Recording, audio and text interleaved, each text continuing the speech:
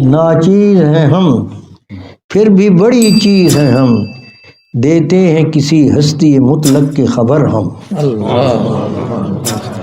دیتے ہیں کسی ہستی مطلق کی خبر ہم۔ اللہ تعالیٰ نے قرآن مجید میں ارشاد فرمایا ہے کہ وہ لوگ جو اللہ کو اپنا رب مانتے ہیں اور پھر اس پر ڈٹ جاتے ہیں، جم جاتے ہیں، یعنی استقامت اختیار کرتے ہیں، تتنزل علیہم الملائکہ، ان پر فرشتے نازل ہوتے ہیں ان کی مدد و نصرت کے لیے۔ گویا استقامت ایک ایسا عمل ہے، استقامت ایک ایسا عمل ہے جس سے انسان کو فرشتوں کی نصرت حاصل ہوتی ہے۔ فضائے بدر پیدا کر فرشتے تیری نصرت کو اتر سکتے ہیں قطار اندر قطار اب بھی۔ استقامت چاہیے، اور ہمارے ہاں سب سے بڑی کمزوری یہی پائی جاتی ہے کہ ہم استقامت نہیں رکھتے، ہم جلدی اپنے فیصلے سے ہٹ جاتے ہیں، اپنا فیصلہ کرنے کے بعد جلدی اس سے پھر جاتے ہیں، ہم اس پہ پکے نہیں رہ سکتے، ہماری کمٹمنٹ کمزور ہے۔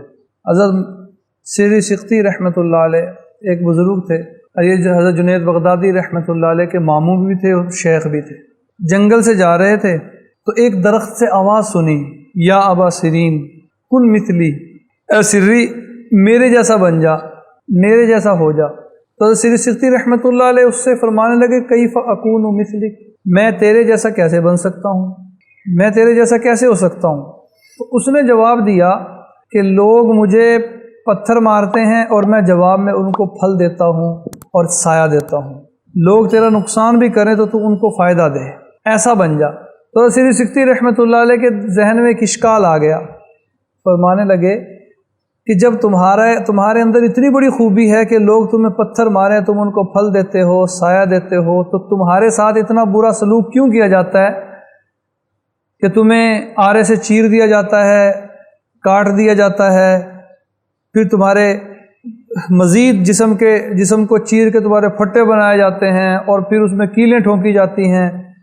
جب تمہارے اندر اتنی بڑی خوبی ہے کہ تم لوگوں سے پتھر کھا کے جواب میں پھول دیتے ہو، سایہ دیتے ہو، تو پھر تمہارے ساتھ اتنا برا سلوک کیوں کیا جاتا ہے؟ تو درخت سے آواز آئی کہ میرے اندر واقعی یہ بہت بڑی خوبی ہے، لیکن ایک بہت بڑی خامی بھی ہے، جس خامی کی وجہ سے میرے ساتھ یہ سلوک ہوتا ہے۔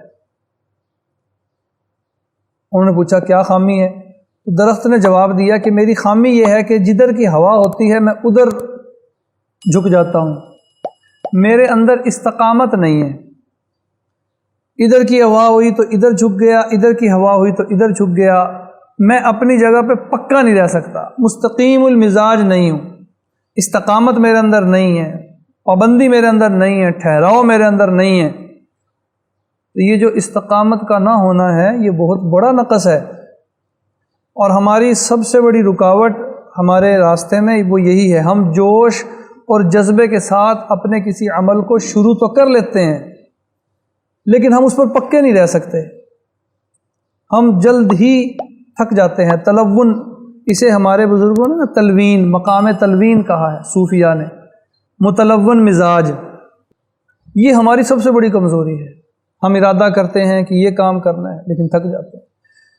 اس لیے نبی کریم صلی اللہ علیہ وآلہ وسلم نے ارشاد فرمایا اللہ کے نزدیک وہ عمل سب سے زیادہ محبوب ہے جو بے شک تھوڑا ہو لیکن پابندی سے ہو، ما ادوم و ان قل، اس پر مداومت ہو، اس پر پابندی ہو، عمل تھوڑا شروع کریں لیکن اس کو پابندی سے کریں۔ ہمارے حضرات نے یہ لکھا الاستقامت فوق الکرامہ، یہ جو استقامت ہے یہ کرامت سے بڑی چیز ہے۔ ہم کرامت کو سمجھتے ہیں کہ بہت بڑی چیز ہے، جو جتنی بڑی کرامت دکھائے وہ اتنا بڑا بزرگ ہے، یہ ہمارا ذہن ہے، اگرچہ ایسی بات نہیں ہے، اس کی توجیحات ہمارے بزرگوں نے لکھی ہیں۔ بہرحال